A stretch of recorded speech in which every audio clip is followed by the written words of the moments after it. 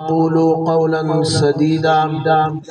يصلح لكم أعمالكم ويغفر لكم ذنوبكم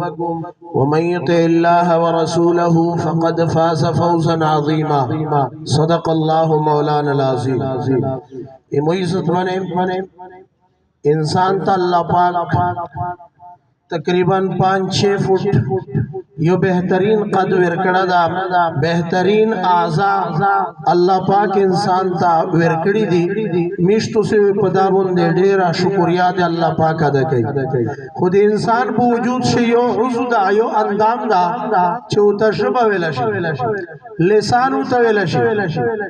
خیود لری تجربہ جدو سائز لحاظ سر ڈیرہ وڑی کیے دو خلیغین دیغی شے ڈیر لوئی کرنمے آدھی و ڈیر بربدی آدھی پشبے شے نبی کریم صلی اللہ علیہ وسلم فرمائی چکیم سڑی دے دویش زمانت موتروک دا سڑائی دے دک سڑی تازد جنت خوش خبری ورکو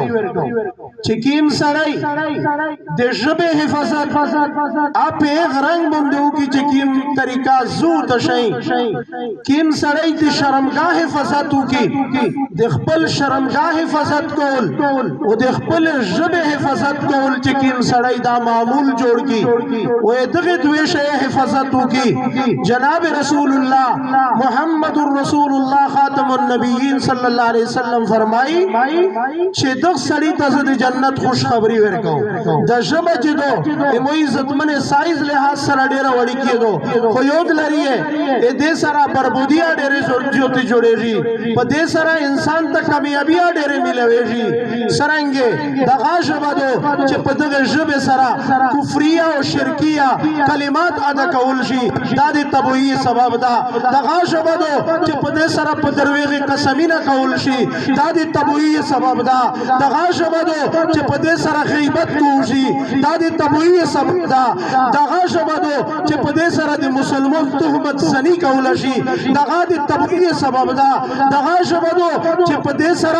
دی مسلمان مسخر اڑاو کے لی مسخرہ پر کے لی ویود لرا دی مسلمان پر مسخرے قول دا چا پر مسخرے قول لی دا انسان چا جوڑ دا لقد خلقنا الانسان فی احسن تقویم دا رب کریم جوڑ کر دا لہذا دے وجنا پچار دادو چنشتو سے ایت مسخور نڈیر اجتنابو کی نو دے وجنا اموی زدمن دغی جب سرا دیر نقصانات اغادری می انشاءاللہ ٹیم مختصر دا بیاد پروے انشاءاللہ العزیز دے فوائد یاد تشائیں دے نقصانات واد تشائیں نو دے وجنا دے جب حفظت کول دا پمشتو سے لازم دی اخپل شرمگاہ حفظت کول او سڑائی غوڑی چے غبت محمد رسول اللہ طرفنا اے جنت خوشخبری ملاوشی نو داغ دوے شئے اخپل شرمگاہ حفظت و اخپل جب حفظت دادا معمول جوڑ کی و انشاءاللہ العزیز نبی علیہ السلام دق سڑی تا دی جنت زرور گئی و آخر دعوانا